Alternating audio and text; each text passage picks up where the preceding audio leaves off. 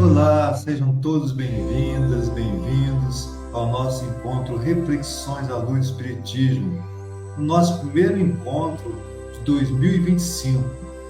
E esse encontro, assim, muito especial, com a sua participação. Nós agradecemos aqui a sua presença pelas nossas redes sociais.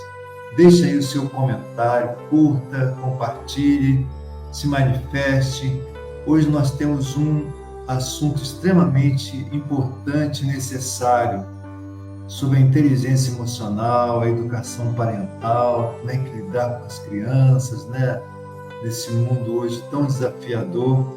E nós, para esse encontro primeiro de 2025, e nós vamos ter assim sempre em blocos, esse é o primeiro bloco, nós estamos hoje com a nossa querida Deise Oliveira, psicopedagoga, empreendedora, graduada, pós-graduada em educação parental, milita também há muito tempo no movimento espírita. Então vamos dar as boas-vindas para a Deise. Olá, Deise. Olá, bom dia. Oi, que bom, seja bem-vindo, bem-vinda, né? Obrigada. Nós estamos tentando já esse encontro várias vezes, né? Sim, hoje deu certo. O benefício, né, da internet, né, com a conexão, né? Você está em outra instância, né, em outro patamar, e a gente vai se falando. Então, Deise, eu queria que você falasse brevemente um pouquinho da sua trajetória, né, da sua formação, do seu lidar também no movimento espírita, né? Eu sei que seu currículo é vasto, mas um pouquinho para a gente ir direto ao assunto, que é a inteligência emocional, educação parental, que a gente precisa tanto ouvir, né, e saber como lidar. Então, é contigo. Eu sou evangelizadora infantil há mais de 15 anos. Eu adoro trabalhar com crianças e as minhas duas filhas já aprenderam desde o ventre a cuidar do espírito delas e aprender sobre o Evangelho de Jesus. Eu acho extremamente importante que todas as mães incluam seus filhos na evangelização infantil, seja lá onde for, seja na casa espírita, seja na igreja católica, seja na igreja evangélica, mas que tenham os ensinamentos de Jesus no seu dia a dia. Isso transforma a visão da criança do bem, do mal, do que o Criador nos fez, como a nossa imagem e semelhança a Ele, e a casa fica um ambiente com muito mais paz, onde a gente tem o Evangelho de Jesus. Eu aprendi, quando a minha filha mais nova nasceu, eu senti muita falta de conhecimento, porque ela tinha muito ciúme da irmã mais nova, mais velha, a mais velha tinha ciúme da irmã mais nova, e eu não sabia lidar com aquilo, e eu vivia nervosa, estressada, irritada, e aí eu senti vontade de bater, e eu fiquei, gente, mas por que bater numa criança? Não faz sentido nenhum.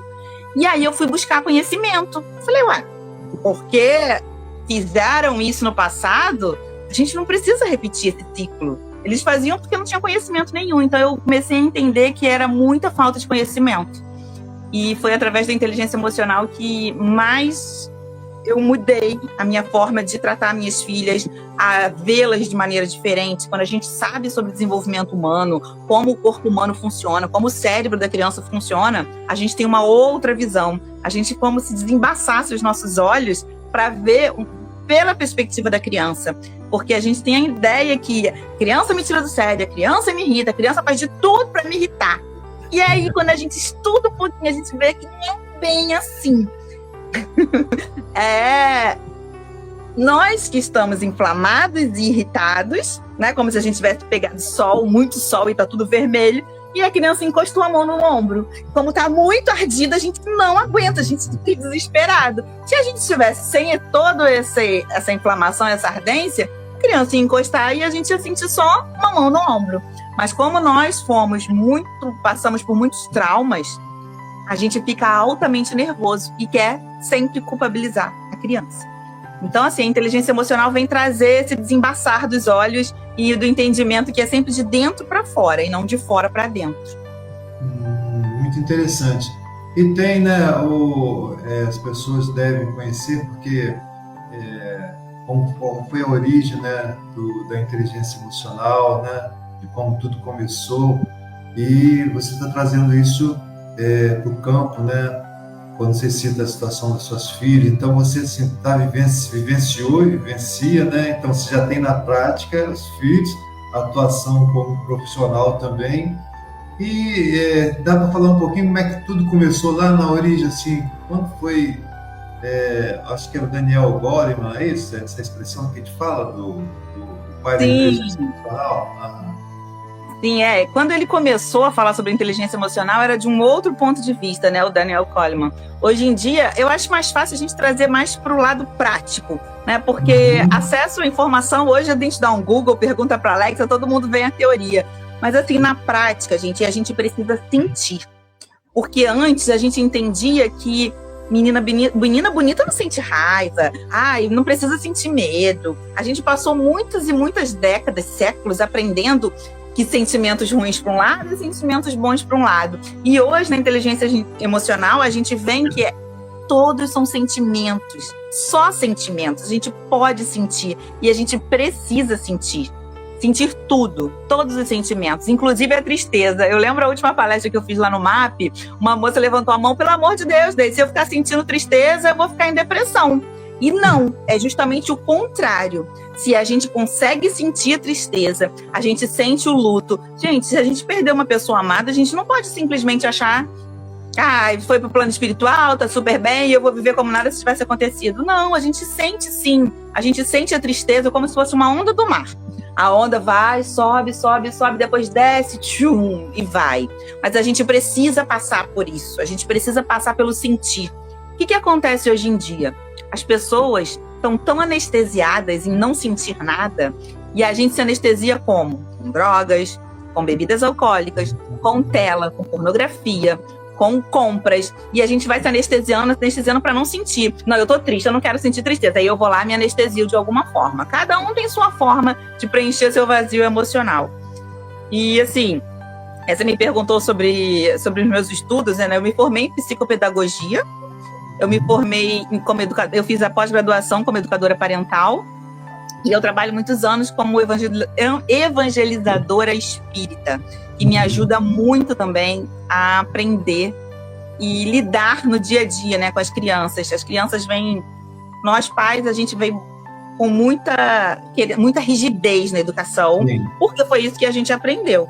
Isso, acho que é importante você falar isso, assim, porque tem a questão também, quando a gente, enquanto pais, educadores, se cobra muito, mas a gente recebeu uma herança, quer dizer assim, igual como a Joana fala, né?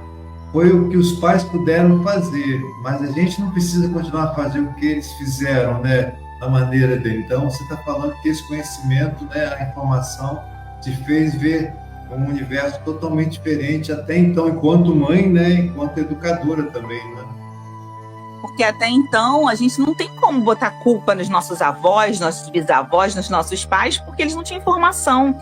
A ressonância magnética tem o quê? Uns 20, 30 anos que eles conseguem ver o que acontece dentro do nosso cérebro. Até então era uma incógnita, né? Então agora a gente tem muita informação. Então assim, não faz sentido a gente continuar a educar como os nossos antepassados educavam, que eles faziam o melhor que eles podiam. E agora a gente também tem esse acesso a novas informações, a neurociência, a inteligência emocional. Tem tantas formas da gente aprender para poder fazer diferente, porque, gente, é muito fácil, né? A gente só amar a criança quando ela se comporta bem.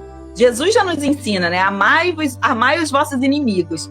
Então, assim, a nossa criança se comporta bem e a gente trata ela bem. A nossa criança se comporta mal e a gente bate, a gente grita, a gente bota de castigo, a gente...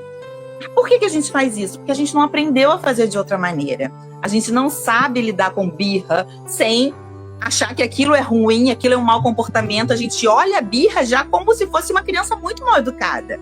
Tanto que se alguém vê uma criança lá se jogando no chão num shopping, a primeira coisa que vem na cabeça, se fosse meu filho, já tinha dado uma coça. Mas por que a gente pensa assim? Porque a única forma que a gente aprendeu é com violência. E eu acho que já deu. A gente já pode entender que aquilo ali é só uma criança com cérebro imaturo. O cérebro da criança, ele vai começar a formar as conexões neurais aqui no córtex pré-frontal, que é aqui na frente, a partir dos 4 anos. Então, querer que uma criança de 2 anos seja comportada é impossível quando a gente estuda neurociências. ela não tem o processo inibitório dela para parar. Poxa, eu quero muito brincar naquele brinquedo, minha mãe disse não, então eu não posso, eu tenho que ficar quietinho. Ele não consegue, é mais forte que ele. Então, ao invés da gente falar, para com isso, não faz isso, e querer bater para poder ele se assustar e parar, porque a criança não para porque ela aprendeu que não deve fazer, ela parou porque congelou. Ela ficou com tanto medo e ela congelou. E esse congelamento tem um preço. Por que hoje em dia nós estamos aí lotados com gente com depressão, crise de ansiedade, tomando remedinho para dormir, ansiolíticos? São vários traumas que a gente teve na nossa infância. E mais uma vez, gente, não é culpa dos nossos pais. Eles não sabiam o que eles estavam fazendo, eles estavam repetindo esse ciclo transgeracional por falta de informação. Mas hoje, agora, vocês têm informação.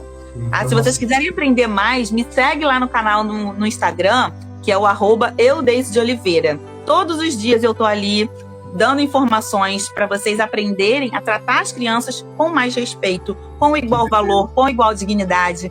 Não é questão de deixar a criança fazer o que ela quer, não é questão de que... Lembra, ela tem o cérebro imaturo. Ela precisa de um guia, de alguém com cérebro maduro para lidar com ela. Então jamais ela vai fazer tudo que ela quer. O Celso vai estar colocando aí o endereço. Nós estamos agora nesse novo formato, faltando alguns minutinhos para a gente terminar o nosso primeiro bloco, né? E aí, quem está acompanhando aqui, nós agradecemos pelo YouTube, pelo Face, pelo Instagram. Pode deixar o seu comentário, compartilhe, faça a sua indagação.